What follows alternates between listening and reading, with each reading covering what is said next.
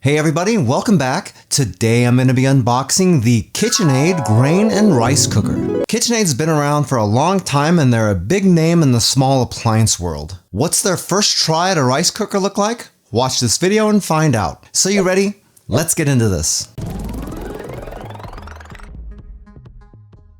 This is the KitchenAid Grain and Rice Cooker. Here is a picture of the machine. It has an 8-cup maximum capacity, or if you want to go metric, 1 kilogram. These numbers are based on cooked capacity and it can vary a little bit depending on what you're actually cooking in the machine. The thing about this machine that got me interested in picking one up was the fact that it can automatically measure ingredients and dispense the right amount of water. That's because this has a built-in scale. Kinda neat, huh?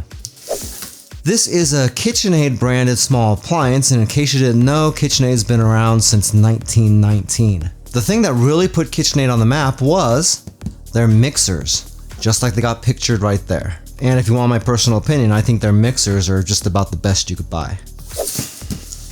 Like I mentioned a second ago, this has an integrated scale and a water tank. It's controlled by a touchscreen and there's 21 different presets on it divided up amongst grains, rice, and beans. Also, the machine comes with a steamer basket, so if you're cooking rice, you can cook vegetables, eggs, fish, or whatever else at the same time. Let's get this sucker opened up. On the top of the box, you can see the entire machine here again, a picture of the steamer basket, and a non-stick pot. This, by the way, is ceramic non-stick. Okay. Alright. What have we got here? Perfectly cooked grains, rice, and beans without the guesswork. That's what we're aiming at. Right here, what have we got? There's all of our literature. Here is a welcome booklet, which is basically your quick start guide. Tells you what all the different modes do, how you turn the thing on, approximate cooking times based upon capacity and what you're actually cooking. And also a second language in here that looks like Spanish. Cool. Okay, next we have the owner's manual, which is probably going to tell you about how to take care of it, safety warnings, you know, all that good stuff that most people never read. And I'm not going to bore you with all the details on that, but we'll just get this out of the way. Kind of an interesting book with a weird flap. So I guess they really wanted you to see that whole picture. This is a recipe book. So that's pretty cool. Look at that. Creamy oats with caramelized bananas. That's what I'm talking about. It's neat to have this kind of stuff in here because a lot of times you'll end up making something that you never really thought about making before. And with these books, it makes the entire thing really easy. Ooh, look at that. Kimchi brown fried rice. Wow. Gonna be making that. Gonna be making that one. Okay, anyway, enough of that. Looks like that's it for all this. Nothing else in there. This is a nice sturdy box, by the way. Okay, what do we got? That's the main rice cooker right there. And here is our water reservoir. Ooh. Just remember, only put water in your water reservoir. That does make sense though, because a lot of people like to cook with stock and stuff like that. That's probably going to want to go directly into the pot. The reservoir has a little seal down here at the bottom that prevents water from coming out if you pick this thing up off of the machine. Little plastic lid. This has a couple of markings on it for half and max. So you don't actually get measurement markings on here, and that makes sense since the thing is supposed to be automatic. Okay, anything here on this side? Nope, that's just the bottom of the machine. Well, what do you say we get this out of here? Okay. This is going to be a pretty quick unboxing. Hey, this thing looks nice. Love unboxing this stuff. Kind of makes it feel like Christmas. It's got a nice long power cable on this thing. That's a good 3.5 feet or so. Really appreciate that. Some of these appliances come with super short cables and you can't really deal with them at all. In this case, my plugs are back here on the other side of my island, and for a lot of them I end up having to scoot the entire machine back just so I could plug it in. Most of the time you get a stainless overlay over plastic on this kind of stuff, but I think this might be full stainless. Nope, it's a stainless overlay. But you know what? This is pretty freaking snazzy looking. It's got some of this piano black finished plastic on it. That tends to be a real fingerprint magnet, but at least most of it is in areas that you can't really touch anyway. Here is the steamer basket. Looks like it's made out of a little bit of ABS plastic. All right. Right here is our cooking pot. Kind of dig this. I like the finish on it. But again, this is a ceramic coated nonstick pot. The box actually said nonstick ceramic pot. But what this actually seems to be to me is an aluminum pot with a ceramic nonstick coating on it. What? So the way that's worded is a little bit misleading, but at least it's got a ceramic coating. That's nice. If we're looking at the top of the machine here, we got a stainless steel plate up here. That right there is the vent. And if we're looking down into the machine, if you've ever bought a rice cooker before, it's pretty standard looking. In fact, if you zoom in on this, it's going to look pretty much like every other rice cooker you saw. This little pad in the middle is how the machine knows if the pot is in there or not. If the pot's in there, this gets depressed and it'll allow it to turn on. If it's like that, I'm going to make the assumption that you can't turn the machine on at all. You can see the KitchenAid branding right here on the front. This area right here is where the reservoir attaches to. And this section right here is the touchscreen control. Other than that, there's no buttons anywhere on this machine. Actually, I take that back. There is one button right there. That is the power switch.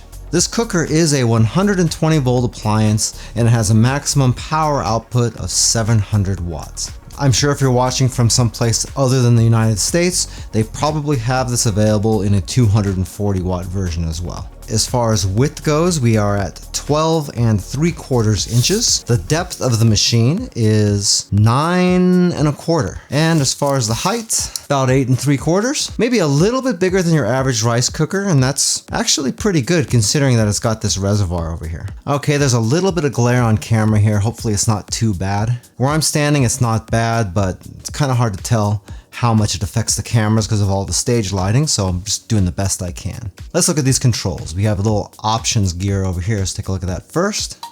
Okay, we have the option to zero the scale, and you can see right here that it says to make sure there's nothing inside the pot.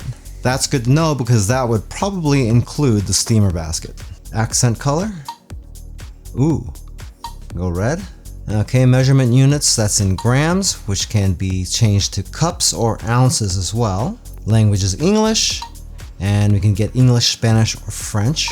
Sound level. The only other thing we have on here is the software version. That's interesting because there's no Wi-Fi on this, so you can't really change the software version. Okay, so all we gotta do is select what we want. We either got grains, beans, lentils, rice. We can do a custom cycle. We can soak stuff, steam stuff, do a keeps warm, or a self-cleaning on the machine. Hey, by the way, if this is your first time here and you want to learn some cool new recipes, get some great cooking tips and tricks and all sorts of other kitchen related things, then start now by subscribing to the channel and clicking the notification bell so you never miss a thing. Anyway, what I think we should do is do a little test and make some rice just to see how well this thing actually works. Don't worry, I've already cleaned this thing. Don't know how much water I need, so fill that up as much as I can. Okay, so let's pick some rice here. Okay, we are gonna do white short grain rice, which is right there. Add rice. If the rice is already in the pot, then lift the pot for 3 seconds. Okay, well, let's add the rice. I'm using Calrose rice, and normally with this stuff, you need to wash it first to get some of that starch out of it. This stuff is pre-washed, so we really don't need to wash it anymore. Typically, I tend to rinse it out a little bit anyway. But since we're just doing this for a test, I'm not going to do that. You can see that I just poured a whole bunch of rice in here and didn't really measure how much was going in. And the machine is telling me that I got 755 grams of rice in here. So I'm just going to go ahead and hit next. Please level your food for even cooking. Okay. And then right here, we get some different options for what we did. Right here, it says prep and it says dry. That's because I just put it in there dry. But I do have the option to click rinsed if I rinsed it off. Liquid says water. And if I was making this with broth or something, it would be over here. But we already know that you're only supposed to put water in here. So I'm assuming that if we were doing broth, we're going to add that directly to the pot.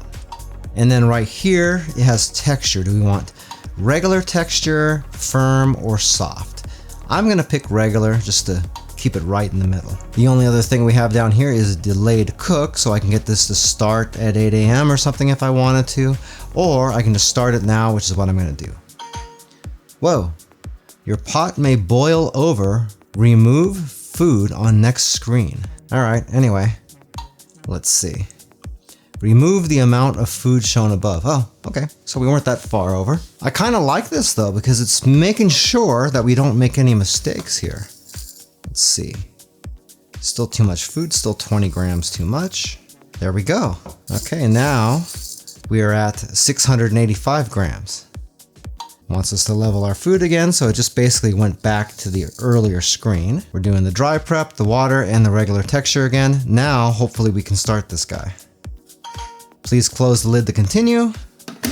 There we go. And now the thing is dispensing water for us. I like this touchscreen. The animations on this are kind of badass. If this makes good rice, I'm gonna be pretty stoked about this thing. And I'm kind of a Zojirushi purist, so for me to like this machine better than Zojirushi is gonna be a little bit of a stretch, but so far I'm really digging this thing. Okay, now it's gonna do our rice cook, and it looks like it's gonna take about 35 minutes to do it, which is actually faster than my other rice cookers because they're typically an hour for something like this.